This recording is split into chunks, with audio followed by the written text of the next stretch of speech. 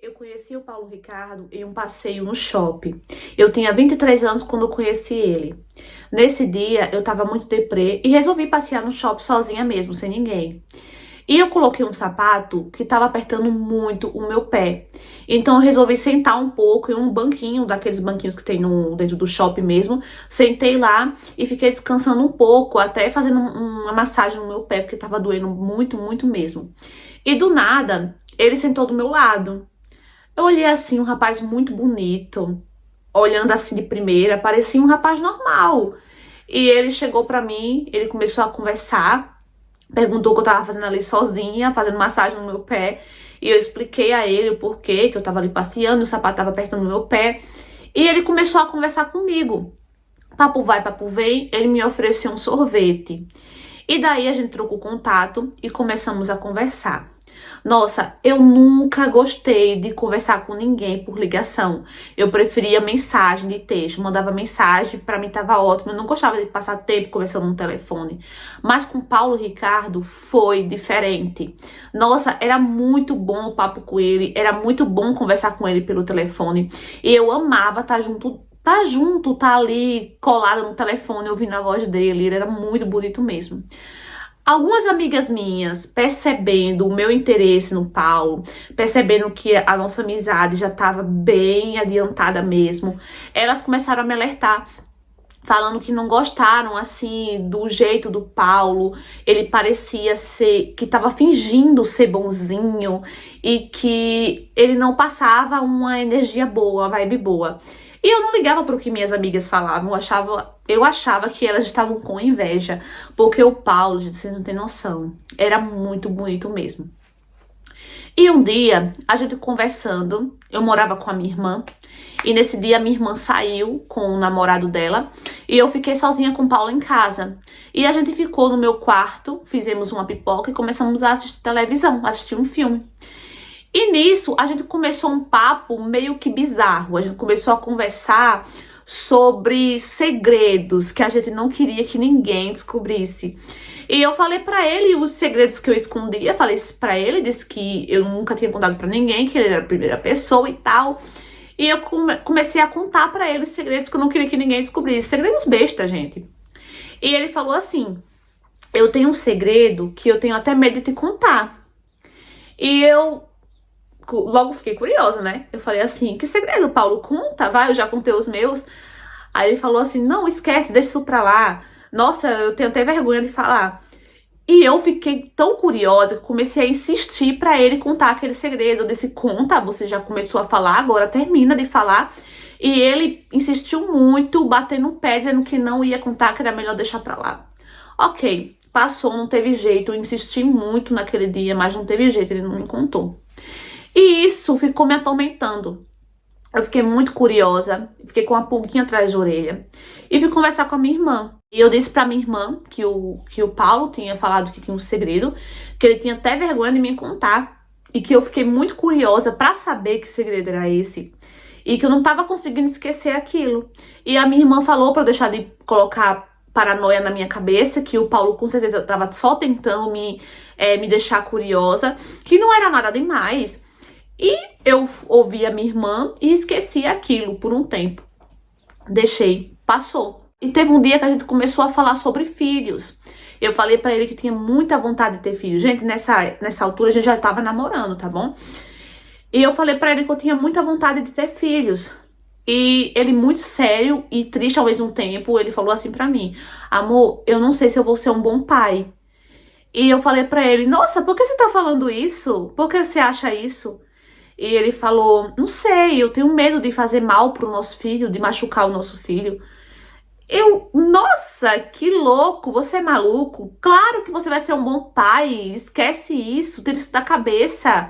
Você é uma ótima pessoa. E realmente, gente, ele era maravilhoso. Eu não tinha o que reclamar do Paulo. Perfeito. E eu falei pra ele que era pra ele tirar isso da cabeça, que ele ia ser um bom pai, que ele era uma pessoa boa, que ele ia cuidar muito bem do nosso filho. E com um sorriso no rosto ele falou: você tem razão. E deixou pra lá esse assunto. Um dia do nada, o Paulo me mandou uma mensagem dizendo que queria um tempo. Oi? Um tempo? Gente, eu fiquei arrasada. Como assim um tempo, gente? Do nada. Eu e o Paulo estávamos super bem e do nada ele veio me falar em tempo. Nossa, e eu perguntei pra ele o que tá acontecendo, Paulo, o que eu fiz? E ele falou pra mim que naquele momento ele só precisava de um tempo pra pensar. E, gente, eu fiquei indignada. Eu não conseguia aceitar aquele tempo, eu não conseguia aceitar aquilo que ele pediu, um tempo pra quê, se a gente tava bem? Então, eu passei uns dias pensando e eu resolvi que era bom eu dar um tempo pra ele, vai que ele estivesse passando por algum problema, até mesmo eu tentar me chegar pra ele, tentar conversar com ele pra saber o que estava acontecendo, vai que ele tivesse com um problema psicológico, com depressão, por exemplo, né? Eu pensei isso. E quando eu fui ligar pro Paulo, a surpresa, ele não me atendia. Fui mandar mensagem dizendo pra falar pra ele que eu ia aceitar o tempo, que eu ia respeitar o tempo dele. E o Paulo tinha me bloqueado do WhatsApp, de todas as redes sociais. Ele me bloqueou de tudo. Eu fiquei em choque e simplesmente eu não consegui mais contato com o Paulo. Não consegui mais. O Paulo sumiu, se afastou de vez, se afastou de vez. E assim, o nosso namoro era um namoro que ele conheceu a minha irmã, que eu morava com a minha irmã, ele frequentava a minha casa, mas eu não frequentava a casa dele, eu não cheguei a conhecer a família dele. Ele sempre dizia que ia me apresentar, mas sempre, sabe, empurrava, passava o tempo e nunca me apresentava. Mas já era um relacionamento sério, fixo. Só que eu não conhecia ninguém da família dele, eu não sabia de ninguém, sabe? Depois que eu fui perceber que o Paulo, ele era muito misterioso e eu, cega, eu não percebi aquilo. Eu só tava apaixonada por isso, eu queria estar perto dele. Eu não conhecia ninguém. Passados uns dias, uma senhora entra em contato comigo e fala que precisa se encontrar comigo urgente pra falar sobre o Paulo. E eu pergunto pra ela, quem é você? E ela disse que era a avó do Paulo. E ela falou que o Paulo tirou a própria vida. Quando ela falou isso, o meu chão se abriu. Eu não conseguia acreditar. Como assim o Paulo tirou a vida? Eu não tava nem acreditando, gente, nem acreditando. E passou várias coisas na minha cabeça. Eu comecei a pensar que eu era culpada, que eu tinha feito alguma coisa pro Paulo, que eu falei alguma coisa que ele não gostou. E, gente, aquilo acabou comigo, porque eu amava muito o Paulo, muito mesmo. Ele foi o primeiro namorado, assim, que mexeu totalmente comigo, sabe? De uma forma inexplicável. E ela falou que tinha que se encontrar comigo, que precisava me entregar algo que o Paulo deixou. E eu, é claro, na hora disse, não, venha, venha, marcamos o dia. E ela foi na casa da minha irmã. Nesse dia minha irmã ficou em casa junto comigo, porque eu tava muito mal. E eu e minha irmã recebemos ela chorando muito, muito, muito mesmo. Contou, né, como foi a morte do Paulo. E ela me entregou uma carta. E ela falou assim, olha, só abre quando eu for embora. Não lê agora não, que eu não tenho nem estômago pra ouvir. Pra ouvir o que essa carta tem a dizer de novo. E, ok, a gente se despediu, ela foi embora. E naquele dia, gente, eu não tive coragem de ler a carta. Eu não tive. Eu só li à noite, quando eu fui dormir. E quando eu li aquela carta, gente, eu fiquei horrorizada. Gente, eu namorava um monstro. A carta foi escrita por ele, digitada, né, no computador, uma carta digitada, feita por ele. E ele deixou com a avó dele. E, gente, a carta é simplesmente horrível. Eu não quero nem entrar em detalhes aqui, porque é simplesmente horrível. Na carta ele conta que quando ele era criança, o padrasto dele fez algo muito horrível com ele, se é que vocês me entendem. Fez algo muito horrível durante muitos anos e aquilo despertou uma raiva muito grande nele. E por conta disso, ele na carta diz que acredita que foi por isso que ele começou a ter pensamentos sombrios, pensamentos horríveis. Eu não vou nem entrar em detalhes aqui, gente. Mas na carta, ele falava tudo que ele sentia, as vontades que ele tinha de fazer coisas horríveis com crianças. Se é que vocês conseguem me entender, gente. É horrível. Então, eu na hora, mais uma vez, o meu chão se abriu. Eu não queria acreditar. Eu fiquei transtornada. Eu não queria acreditar. E pra mim, gente, ele era um monstro. Era por isso que ele falava que tinha medo de machucar o filho dele. Era por isso que ele falava que não sabia que seria um bom pai. Era esse o segredo que ele tinha vergonha de me contar. Era esse.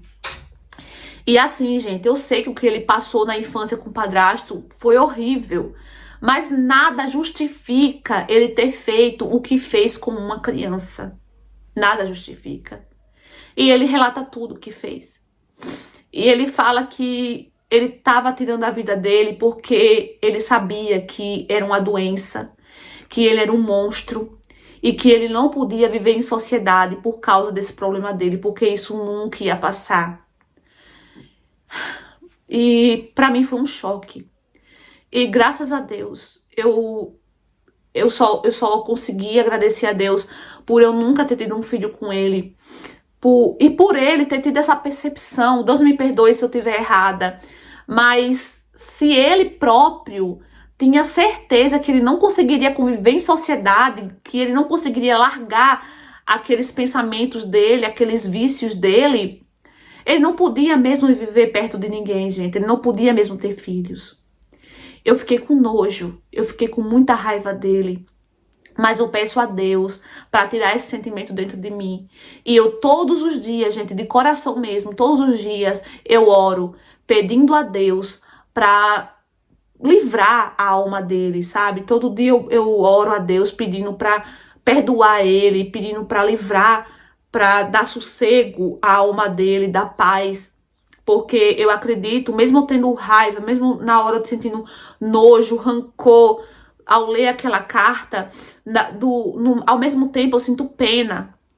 Porque isso, gente, para uma pessoa chegar ao ponto de cometer isso com ele próprio, né, dele acabar com a própria vida, dele ter a consciência de que ele não ia conseguir viver em sociedade e ele preferir tirar a vida para não fazer mal a ninguém, gente, isso é uma doença. Só peço a Deus, só oro a Deus pela alma dele. Então, amigos, o que é que vocês acharam dessa história? Infelizmente, uma história muito triste, pesada, real, enviada por um inscrita. Foi um inscrita que me enviou, né, contou esse relato. E, gente, eu também fiquei chocada com o relato. Ela mandou a cópia da carta também. E eu não tive coragem de contar aqui detalhes, porque é muito forte mesmo, né? Então, eu achei melhor não contar, tá? Porque é algo horrível. E, infelizmente, tem muitas pessoas ruins aqui no canal, né? Infelizmente, tem pessoas que gostam de ouvir essas coisas, sentem prazer ouvindo isso. E jamais no meu canal, gente, eu quero passar essa sensação para essas pessoas que gostam, que sentem prazer de ouvir isso. Então eu preferi não contar, não ler a carta aqui para vocês, porque é muito pesada mesmo, muito forte. Realmente ele tirou a vida por causa disso, porque ele sabia que ele era um risco para outras crianças, né? E graças a Deus, gente, graças a Deus que ela não teve filhos com esse homem, graças a Deus, né?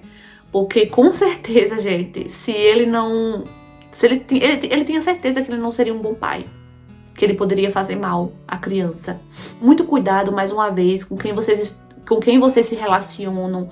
Conheçam direito a pessoa que você tá. Olha que ele já deu vários sinais de que tinha alguma coisa errada com ele. Ele falou que tinha um segredo que tinha vergonha de contar pra ela. E ele bateu o pé e não contou o segredo pra ela. Acabou deixando isso pra lá, deixando de lado. Ele falou que não tinha certeza se seria um bom pai. Tinha medo de fazer mal para o filho. Gente, isso pra mim foi um sinal muito grande. Um cara falar isso pra mim, eu já não botava um pé só pra trás, não. Botava os dois. E saía, sabe, rapidinho, igual um foguete. Porque isso é um sinal muito grande mesmo. E o fato também dela não conhecer de direito, né? Então, tudo isso, gente. Então, conheça muito bem a pessoa que você tá, porque se ele não tivesse sido honesto, né? Não querendo dizer que ele tinha que tirar mesmo a vida dele, que ele tinha que morrer mesmo, não, né? Mas assim, se ele não tivesse tido a percepção e tivesse feito isso, ele estaria aí, né? Com certeza fazendo mal a outras crianças. E então prestem atenção em quem vocês estão se relacionando, gente. É muito importante vocês tomarem esse cuidado. E eu sempre falo aqui, gente, eu não vou. Sempre que tiver uma história que aborde um pouco desse assunto, eu vou falar pra vocês. Prestem atenção nos sinais, eles são importantíssimos, tá? Então é isso, espero que vocês tenham gostado da história de hoje. Um beijo no coração de vocês. Tchau, tchau e até o próximo vídeo.